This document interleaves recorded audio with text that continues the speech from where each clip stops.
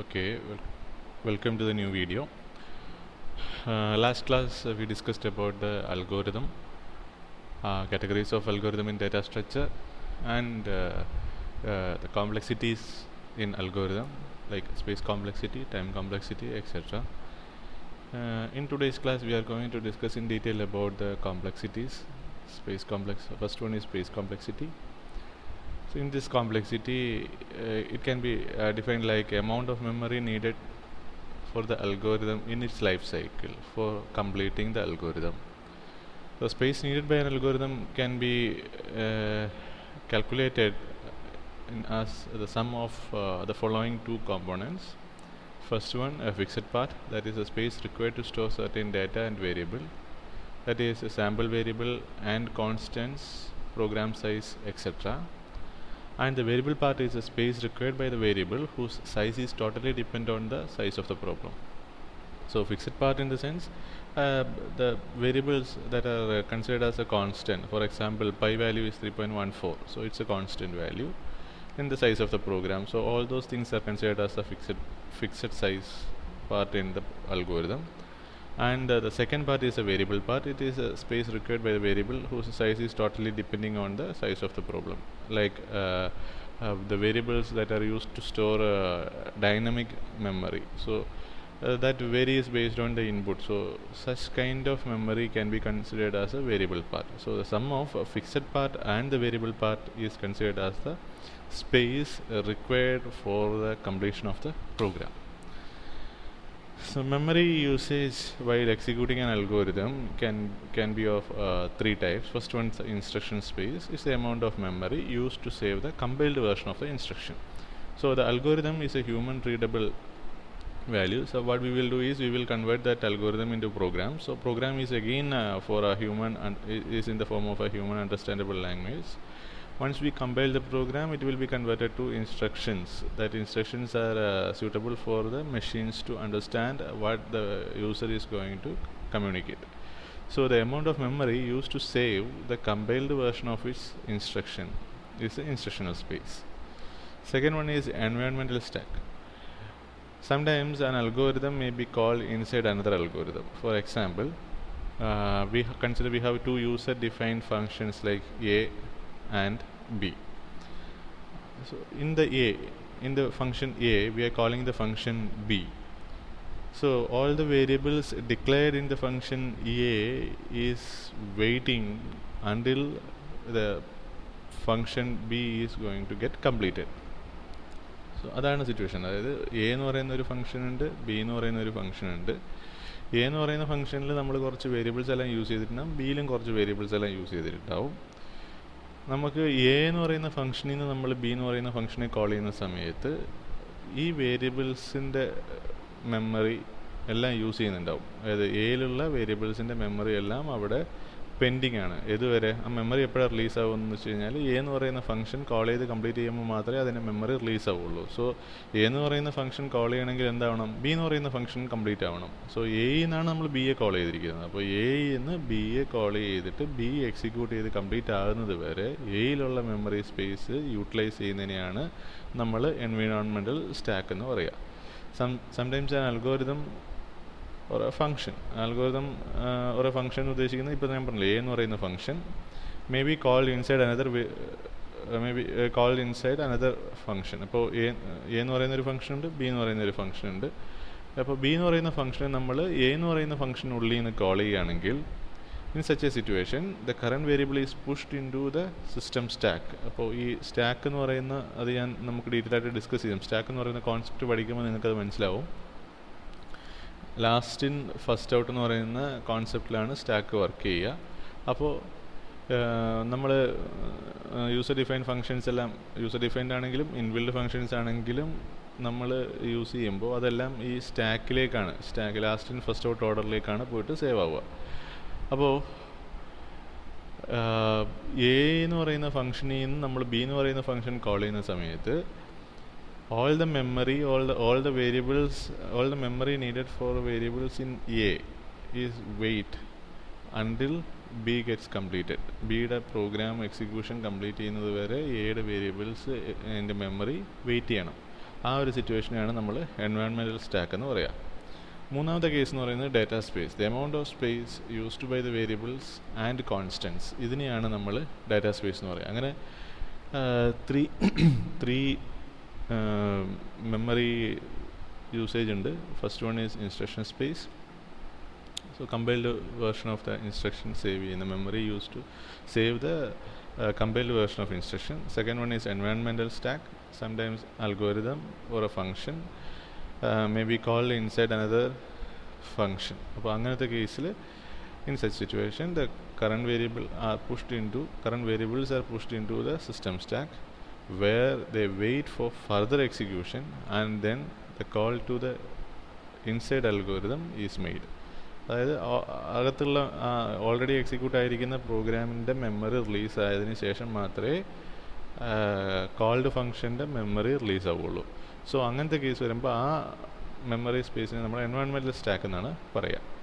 The last one is data space. The amount of space used by the variables and constants. ഇനി നമുക്കതിനെ കുറച്ചുകൂടി detail ആയിട്ട് നോക്കാം. For example ഒരു problem ഇതാണ്. സം കാൽക്കുലേറ്റ് ചെയ്യുന്ന ഒരു പ്രോബ്ലമാണ്.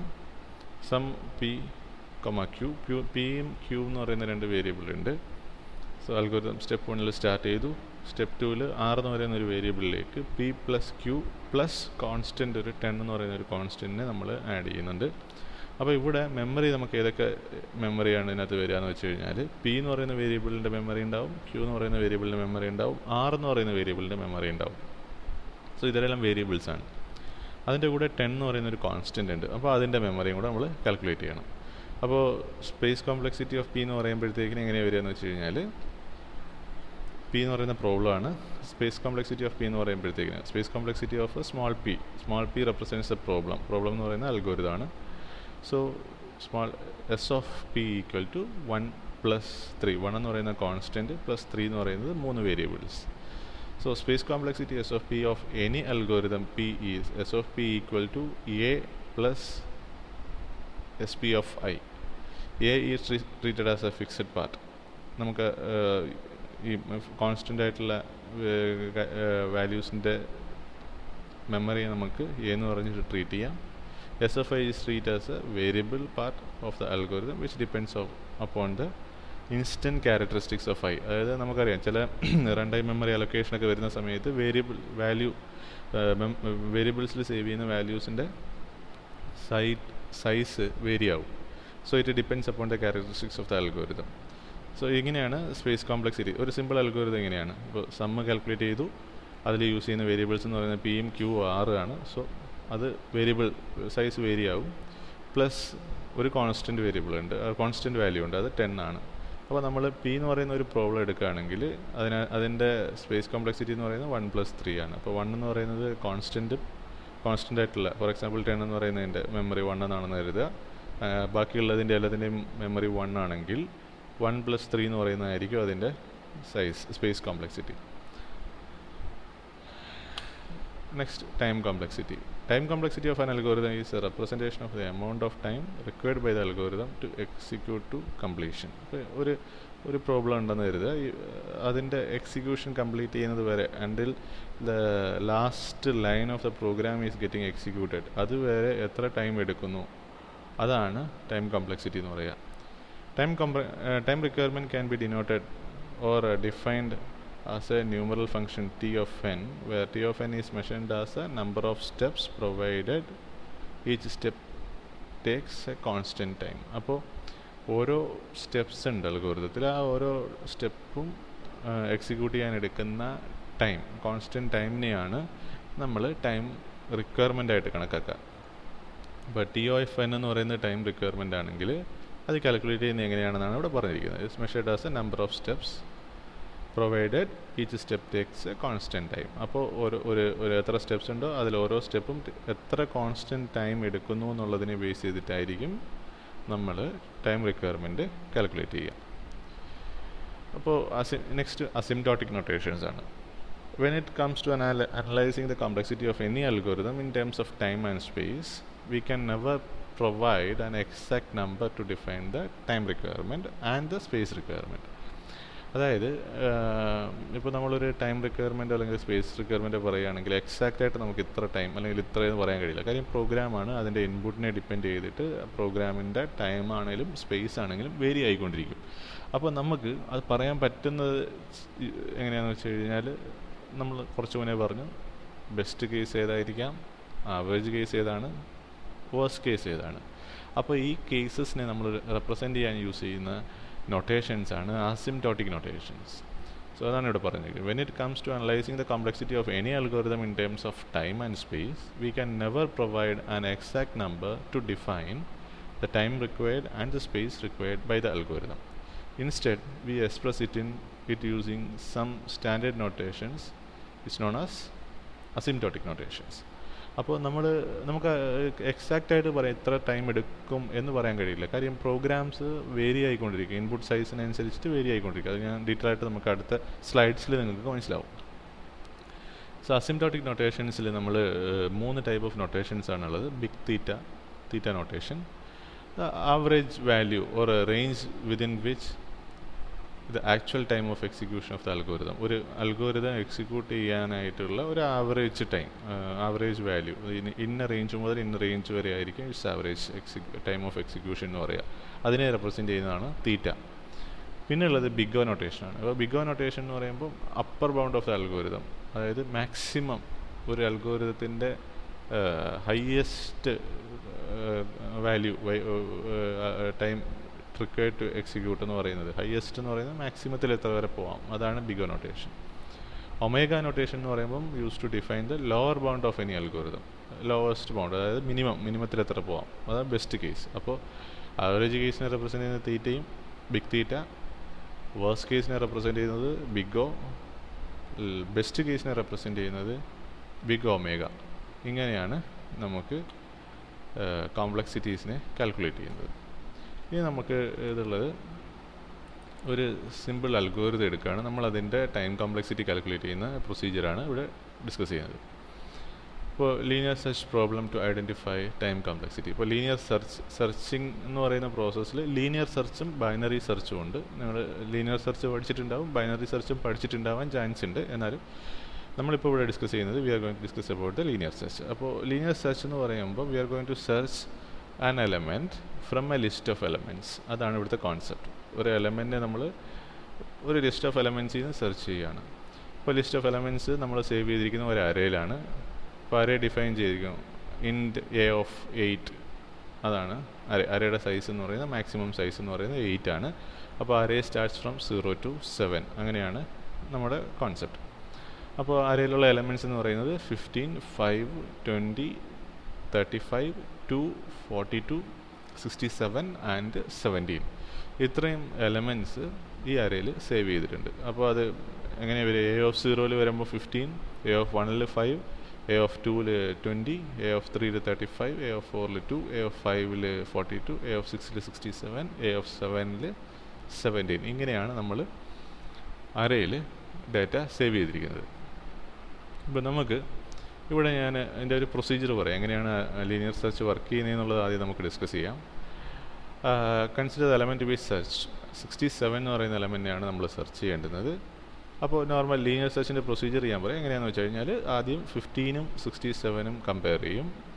Verify whether 67 is equal to 15 ആണെങ്കിൽ ഓക്കെ, കണ്ടീഷൻ ട്രൂ ആണെങ്കിൽ element identified in the position 0, index 0ൽ എലമെൻ്റ് ഉണ്ട്. ഇല്ലെങ്കിൽ നെക്സ്റ്റ് പൊസിഷനിലേക്ക് വരും, കമ്പയർ ചെയ്യും. ഇല്ലെങ്കിൽ അടുത്ത പൊസിഷനിലേക്ക് വരും, അവിടെയുള്ള എലമെൻറ്റുമായിട്ട് കമ്പയർ ചെയ്യും. ഇപ്പോൾ അതാണ് ഇവിടെ എഴുതിയിരിക്കുന്നത്. അപ്പോൾ ഫസ്റ്റ് സ്റ്റെപ്പിൽ എന്താണ്? Compare 67 with the element in A of 0. A of 0ലുള്ള എലമെൻറ്റുമായിട്ട് കമ്പയർ ചെയ്തു. 67 equal to 15, condition false. Condition false ആയി കഴിഞ്ഞാൽ അടുത്ത വീണ്ടും എന്ത് ചെയ്യുകയെന്ന് വെച്ച് കഴിഞ്ഞാൽ compare 67 with element in A of 1. 5ആയിട്ട് കമ്പയർ ചെയ്തു, കണ്ടീഷൻ ഫോൾസ് ആണ്. കമ്പയർ 67 വിത്ത് എ ഓഫ് 2, 20 ആയിട്ട് കമ്പയർ ചെയ്തു, ഫോൾസ് ആണ്. Compare 67 with A of 3, 35, condition false ആണ്. പിന്നെ 67 വിത്ത് എ ഓഫ് 4, 2 ആയിട്ട് കമ്പയർ ചെയ്തു, കണ്ടീഷൻ ഫോൾസ്. 67 വിത്ത് 42 ആയിട്ട് കമ്പയർ ചെയ്തു, കണ്ടീഷൻ ഫോൾസ്.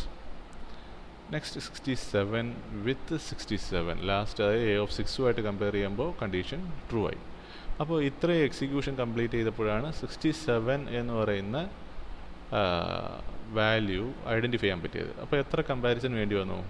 1 2 3 4 5 6 ഇൻക്ലൂഡിങ് 67 നമുക്ക് 7 കമ്പാരിസൺസ് ഉണ്ടായപ്പോൾ മാത്രമാണ് നമുക്ക് ഇതിൻ്റെ ഒരു റിസൾട്ടിലേക്ക് എത്താൻ പറ്റിയത്. അപ്പോൾ ഇതാണ് പ്രോബ്ലം. ഈ പ്രോബ്ലത്തിന് നമ്മളൊരു പ്രോഗ്രാം എഴുതുകയാണ്. അതിൻ്റെ പ്രോഗ്രാം ഇതാണ്. For example the elements to be searched 67നെ ഞാൻ ELE എന്ന് പറയുന്ന വേരിയബിളിലേക്ക് സേവ് ചെയ്തു. പ്രോഗ്രാം ഇങ്ങനെയാണ്. For i equal to 0 i less than n. So ഈ n എന്ന് പറയുന്നത് വേരി ചെയ്യുന്നുണ്ട്. അപ്പോൾ ഇവിടെയാണ് നമുക്ക് എക്സാക്റ്റ് ആയിട്ട് ഒരു പ്രോഗ്രാമിൻ്റെ കോംപ്ലക്സിറ്റി പറയാൻ പറ്റില്ല എന്ന് പറയാൻ കാരണം. n എന്ന് പറയുമ്പോഴത്തേക്കിന് ഇതെന്ന് പറയുന്നത് യൂസർ ഡിഫൈൻഡ് വാല്യൂ ആയിരിക്കും. ഇപ്പോൾ യൂസർ ആയിരിക്കും, നമുക്കറിയാം how many elements you are going to save in an array എന്ന് പറഞ്ഞിട്ട് നമ്മൾ enter the elements, number of elements എന്ന് പറയും. അപ്പോൾ ആ വാല്യൂ എന്നിലായിരിക്കും നമ്മൾ സേവ് ചെയ്യുക. അപ്പോൾ ഈ ഒരു പ്രോഗ്രാം, ഈ ഒരു എക്സാമ്പിൾ പ്രോഗ്രാമിൽ നമ്മൾ 8 എലമെൻറ്റ്സ് ആയതുകൊണ്ട് നമ്മൾ എന്നിൻ്റെ വാല്യൂ 8 എന്ന് എടുത്തു. വേറൊരു യൂസർ തരുമ്പം എന്നിൻ്റെ വാല്യൂ ചിലപ്പോൾ 10 ആയിരിക്കും. അപ്പോൾ അതിനനുസരിച്ച് പ്രോഗ്രാമിൻ്റെ വലിപ്പം, വാല്യൂസിൻ്റെ എണ്ണം കൂടുമ്പോൾ പ്രോഗ്രാം എക്സിക്യൂഷൻ്റെ എണ്ണവും കൂടും, ഈ കമ്പാരിസൻ്റെ എണ്ണവും കൂടും. സോ നമ്മൾ അങ്ങനത്തെ കേസ് വരുമ്പോൾ നമുക്കൊരിക്കലും എക്സാക്റ്റായിട്ട് ഇത്ര ടൈം റിക്വയർഡ് ആണ് എന്ന് പറയാൻ കഴിയില്ല. കാര്യം പ്രോഗ്രാം എന്ന് പറയുന്നത് it is common for all the users അല്ലേ. ഇത് തന്നെ ആയിരിക്കും എന്ന് പറയാൻ കഴിയില്ലല്ലോ. ഇതിനകത്തുള്ള വാല്യൂസ് ഫിക്സ്ഡ് ആണെന്ന് പറയാൻ കഴിയില്ല. എന്നിൻ്റെ വാല്യൂ വേരി ആവും. അപ്പോൾ അതിനനുസരിച്ചിട്ട് നമുക്ക് ഇതിൻ്റെ എക്സിക്യൂഷൻ്റെ അളവ് കൂടും. Number of executions may increase. അപ്പോൾ ഈ സിറ്റുവേഷൻ ഉള്ളതുകൊണ്ട് we can predict exact value. So അതുകൊണ്ടാണ് നമ്മൾ എന്ത് പറയുക, വേഴ്സ്റ്റ് കേസും ബെസ്റ്റ് കേസും ആവറേജ് കേസും എന്ന് പറഞ്ഞിട്ട് ടൈം കോംപ്ലക്സിറ്റി റെപ്രസെൻറ്റ് ചെയ്യുക. അപ്പോൾ അതിന് വേണ്ടിയിട്ടായിരുന്നു നമ്മൾ നൊട്ടേഷൻസ് പഠിച്ചത്. അപ്പോൾ ഇനി പ്രോഗ്രാമിലേക്ക് വരാം. For i equal to 0 i less than n i plus plus, ഇതാണ് ഫോർ ലൂപ്പ് എന്ന് പറയുന്നത്. ഇവിടെ a of i equal to element compare ചെയ്തു. അതായത് എ ഓഫ് ഐ എന്ന് പറയുമ്പം ഫസ്റ്റ് കേസിൽ ഐയുടെ value 0, A of 0 equal to element എന്ന് പറയുന്നത് 67, എ ഓഫ് 0 എന്ന് പറയുന്നത് ഇവിടെ എത്രയായിരുന്നു 15 ഈക്വൽ ടു 67 ആണോ എന്ന് ചെക്ക് ചെയ്തു. കണ്ടീഷൻ ട്രൂ ആണെങ്കിൽ എലമെൻറ്റ് ഫൗണ്ട് എന്ന് പറഞ്ഞിട്ട് നമ്മൾ മെസ്സേജ് കൊടുക്കും. So element found at the index, ഏത് ഇൻഡെക്സിലാണ്, ഐ എന്ന് പറയുമ്പം 0 ആണെങ്കിൽ 0, 1 ആണെങ്കിൽ 1. കണ്ടീഷൻ ട്രൂ ആയി കഴിഞ്ഞാൽ ബ്രേക്ക് ചെയ്തു. പിന്നെ ഇത് എക്സിക്യൂട്ട് ചെയ്യേണ്ട കാര്യമില്ല, കാര്യം എലമെൻറ്റ് ഐഡൻറ്റിഫൈ ചെയ്തു. ഇല്ലെങ്കിൽ ഇഫ് ദ കണ്ടീഷൻ, അതായത് ഈ കണ്ടീഷൻ ഫോൾസ് ആകുമ്പോൾ ഈ പാർട്ട് എക്സിക്യൂട്ട് ആവില്ല. അടുത്ത ഐയുടെ വാല്യൂ 1ലേക്ക് വരും. 1 less than n condition true ആണോ നോക്കും. 1 ലെസ് ദാൻ 8 കണ്ടീഷൻ ട്രൂ ആണ്. എന്നിൻ്റെ വാല്യൂ നമുക്കിവിടെ 8 എന്ന് വേണമെങ്കിൽ പറയാം. n ഈക്വൽ ടു 8 ആണ്. അങ്ങനെയാണെങ്കിൽ ഐയുടെ value 0 less than 8 condition true. 1 less than, അടുത്ത കേസ് വരുമ്പോൾ 1 less than 8 condition true. A of 1 equal to element ആണോ നോക്കി. എ ഓഫ് 1 എന്ന് പറയുന്നത് എത്രയാണ് 5 ഈക്വൽ ടു 67 കണ്ടീഷൻ ഫോൾസ്. അപ്പോൾ ഈ പാർട്ട് എക്സിക്യൂട്ട് ആവുന്നില്ല.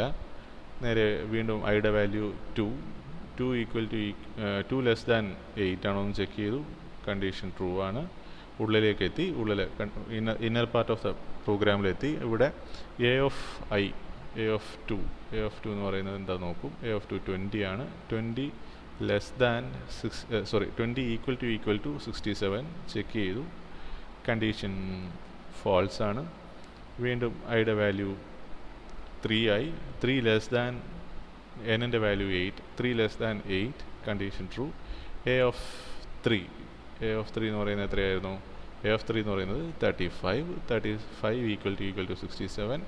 അപ്പോൾ ഈ പ്രോസസ്സ് അങ്ങനെ കണ്ടിന്യൂ ആകുമ്പോഴേക്കും ഐയുടെ വാല്യൂ, ഫോർ എക്സാമ്പിൾ ഐയുടെ വാല്യൂ 6 ആയി കഴിയുമ്പോഴേക്കും 6 ലെസ് ദാൻ 8 കണ്ടീഷൻ ട്രൂ.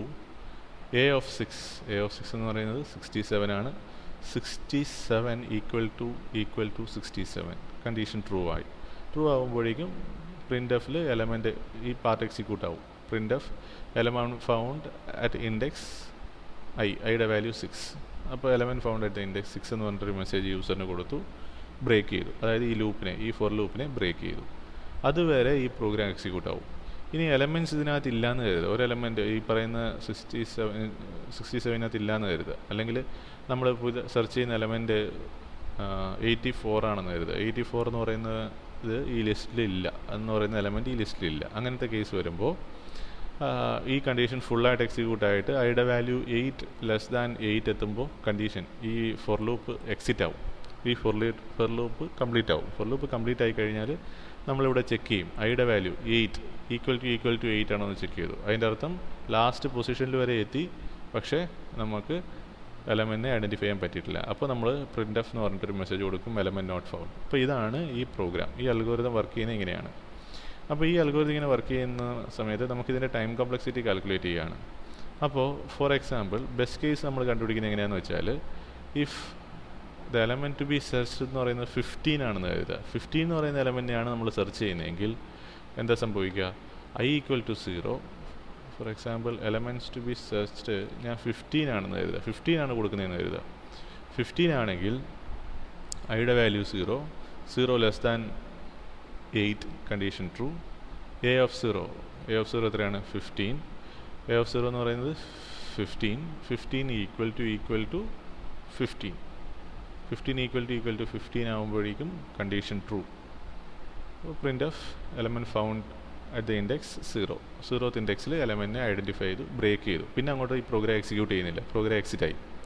അപ്പോൾ എത്ര കമ്പാരിസൺ ഇവിടെ വേണ്ടി വന്നു? ഒരു കമ്പാരിസണേ വേണ്ടി വന്നുള്ളൂ. എന്തുകൊണ്ടാണ്? 15 എന്ന് പറയുന്ന എലമെൻറ്റ് 0th പൊസിഷനിൽ ഉണ്ടായതുകൊണ്ട് നമുക്കൊരു കമ്പാരിസണേ വേണ്ടി വന്നുള്ളൂ. അങ്ങനത്തെ കേസ് നമ്മൾ കൺസിഡർ ചെയ്യുന്നത് എന്താണ്? Best case. അപ്പോൾ അങ്ങനെയാണ് നമുക്ക് ഇൻപുട്ട് എപ്പോഴും നമുക്ക് കിട്ടുന്ന ഇൻപുട്ട് ഫസ്റ്റ് പൊസിഷനിലുള്ള ഇൻപുട്ടാണെങ്കിൽ അതിനെ ബെസ്റ്റ് കേസ് എന്ന് പറയും. അപ്പോൾ നമ്മളതിൻ്റെ നമ്മളിതിൻ്റെ കോംപ്ലക്സിറ്റീനെ റെപ്രസെൻറ്റ് ചെയ്യുന്ന O എന്ന് പറഞ്ഞിട്ടാണ്. ബിഗ് O നൊട്ടേഷൻ, എല്ലാത്തിനും ബിഗ് O നൊട്ടേഷനാണ് ഇപ്പോൾ പറയുക. അപ്പോൾ O ഓഫ് 1 എന്ന് പറഞ്ഞിട്ട് മെൻഷൻ ചെയ്തു. കാര്യം ടൈം കോംപ്ലക്സിറ്റി നമ്മൾ കാൽക്കുലേറ്റ് ചെയ്യുന്നത് എങ്ങനെയാണ്? ഇപ്പോൾ 15 ആയതുകൊണ്ടാണ് നമുക്ക് ബെസ്റ്റ് 1 എന്ന് പറയാൻ പറ്റുക. ഇപ്പോൾ എല്ലായ്പ്പോഴും 15 ആവണമെന്നില്ല. ചിലപ്പോൾ നമുക്ക് കിട്ടുന്ന 67 ആണെങ്കിൽ അത്രയും കമ്പാരിസൺ വേണ്ടി വന്നു. സോ 15 ആണെങ്കിൽ ബെസ്റ്റ് കേസ് എന്ന് പറയുന്നത് 1 ആണ്. ഇനി ഇഫ് ദ ഇൻപുട്ട് ഈസ് 17 ആണെന്ന് കരുതുക, ഇത് എലമെൻറ്റ് ടു ബി സെർച്ച്ഡ് എന്ന് പറയുന്നത് 17 ആണെങ്കിൽ നമുക്ക് എത്ര കമ്പാരിസൺ വേണ്ടി വരും? 15 കമ്പയർ ചെയ്യണം, ഫോൾസ് ആവും. 5 കമ്പയർ ചെയ്തു, ഫോൾസ് ആയി. 20 കമ്പയർ ചെയ്തു, ഫോൾസ് ആയി. 35 കമ്പയർ ചെയ്തു, ഫോൾസ് ആയി. 2 കമ്പയർ ചെയ്തു, ഫോൾസ് ആയി. 42 കമ്പയർ ചെയ്തു, ഫോൾസ് ആയി. 67 കമ്പയർ ചെയ്തു, ഫോൾസ് ആയി. 17 കമ്പയർ ചെയ്തു, അപ്പോഴാണ് ട്രൂ ആവുന്നത്. അപ്പോൾ 8 കമ്പാരിസൺ എന്ന് പറയുമ്പോൾ 8 കമ്പാരിസൺ ഇവിടെ നടക്കേണ്ടി വന്നു. അപ്പോഴാണ് നമുക്ക് റിസൾട്ട് കിട്ടുന്നത്. അപ്പോൾ അതിൻ്റെ മീനിങ് എന്താണ്?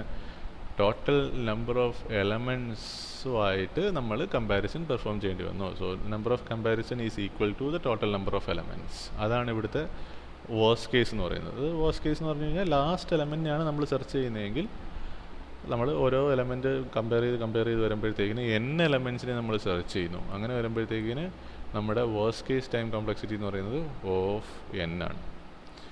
ഇനി ആവറേജ് കേസ് എന്ന് പറയുന്നത് ഒരു ഫോർ എക്സാമ്പിൾ ഒരു 35 അങ്ങനെ എന്തെങ്കിലും ആണെങ്കിൽ, അല്ലെങ്കിൽ ഫസ്റ്റും അല്ല, അതായത് 15 അല്ല 17 അല്ല, ഇൻ ബിറ്റ്വീനിലുള്ള ഏതെങ്കിലും നമ്പറാണ് വരുന്നതെങ്കിൽ, ഫോർ എക്സാമ്പിൾ നമുക്ക് 2 ആണ് എങ്കിൽ നമ്മുടെ കമ്പാരിസൺസ് എങ്ങനെ വരിക? 15 കമ്പയർ ചെയ്തു, 0th പൊസിഷനിലുള്ള 15 കമ്പയർ ചെയ്തു, 5 കമ്പയർ ചെയ്തു, 20 കമ്പയർ ചെയ്തു, 35 കമ്പയർ ചെയ്തു, എന്നിട്ട് 2 കമ്പയർ ചെയ്തു. അപ്പോൾ എത്രയായി? 5 കമ്പാരിസൺസ് ഇവിടെ എത്തി. അപ്പോൾ നമുക്കങ്ങനെ ആവറേജ് കേസിൽ വരുമ്പോഴത്തേക്കിന് നമുക്ക് ഒരു ഫിക്സഡ് ആയിട്ട് ഇത് പറയാൻ കഴിയില്ല. അങ്ങനെ വരുമ്പോൾ നമ്മൾ എടുക്കുന്ന ആവറേജ് കേസ് കാൽക്കുലേറ്റ് ചെയ്ത് എങ്ങനെയാണെന്ന് വെച്ച് കഴിഞ്ഞാൽ number of all the cases divided by sum of all the cases divided by the number of cases. Sum of all the cases divided by the number of cases. അപ്പോൾ for example ഈ കേസിൽ വരുമ്പോഴത്തേക്കിന് 15 ആണെങ്കിൽ ഒരു കമ്പാരിസണായി. 15 ആണ് search ചെയ്യാൻ. അതായത് ഇവിടെ element 15 ആയിരുന്നെങ്കിൽ നമുക്ക് കിട്ടുന്ന നമ്പർ ഓഫ് കമ്പാരിസൺ 1. അടുത്ത ഇവിടെ കിട്ടുന്ന വാല്യൂ 5 ആയിരുന്നെങ്കിൽ അപ്പോൾ കമ്പാരിസൺസ് 2.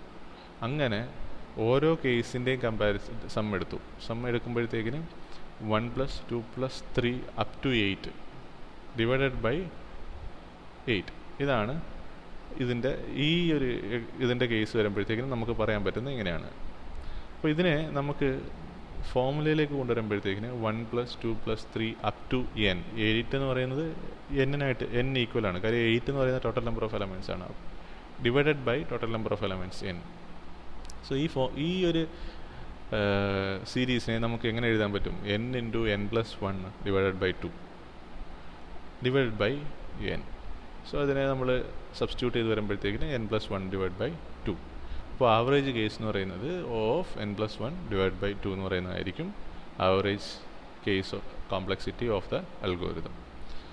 അപ്പോൾ ഇതാണ് ടൈം കോംപ്ലക്സിറ്റി ഓഫ് ഒരു ലീനിയർ സെർച്ച് എന്ന് പറയുന്ന കോൺസെപ്റ്റ്. അപ്പോൾ ഇതാണ് നമ്മൾ കോംപ്ലക്സിറ്റി ഡിസ്കസ് ചെയ്യുന്ന ഒരു പാർട്ട്. അപ്പോൾ നമ്മൾ ഏകദേശം എല്ലാ പാർട്ടും ഫസ്റ്റ് മൊഡ്യൂളിലുള്ള എല്ലാ പാർട്ടും കവർ ചെയ്തു എന്ന് കരുതുന്നു. അതിലെന്തെങ്കിലും ഡൗട്ട്സ് ഉണ്ടെങ്കിൽ നമുക്ക് ഫർദർ ഡിസ്കസ് ചെയ്യാം. Thank you.